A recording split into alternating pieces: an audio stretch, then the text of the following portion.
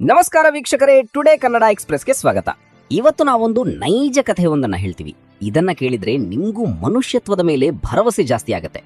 ಇನ್ನು ಇದು 35 ವರ್ಷಗಳ ಹಳೆಯ ಕಥೆ. 1991ರಲ್ಲಿ ಕೇರಳದ ಇಸ್ಮಾಯಿಲ್ ಮತ್ತು ತೆಲಂಗಾಣದ ಲಚನ್ನ ಇಬ್ಬರು ಸೌದಿ ಅರೇಬಿಯಾದಲ್ಲಿ ಒಟ್ಟಿಗೆ ಕೆಲಸ ಮಾಡ್ತಿದ್ರು.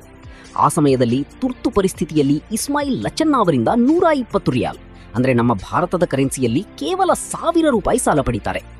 ಇನ್ನು ಇದಾದ ಬೆನ್ನಲ್ಲಿಯೇ ಲಚನ್ನ ಇಂಡಿಯಾಗೆ ವಾಪಸ್ ಬರ್ತಾರೆ. ಮೊಬೈಲ್, ಸೋಷಿಯಲ್ ಮೀಡಿಯಾ ಇರದ ಆ ಕಾಲದಲ್ಲಿ ಇಬ್ಬರ ಸಂಪರ್ಕ ಪೂರ್ತಿ ಕಟ್ಟಾಗಿ ಹೋಗುತ್ತೆ. ಆದರೆ ಇನ್ನು ಇಸ್ಮಾಯಿಲ್ ಮಾತ್ರ ಆ 1000 ರೂಪಾಯಿ ಸಾಲವನ್ನ ಮರ್ತಿರ್ಲಿಲ್ಲ.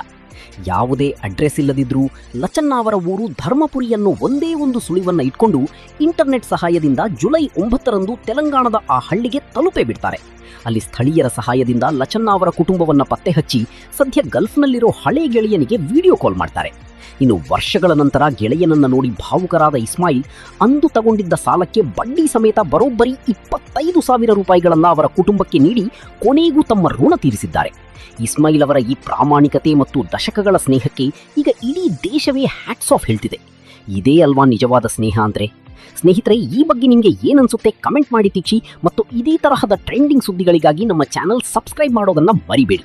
ಧನ್ಯವಾದಗಳು.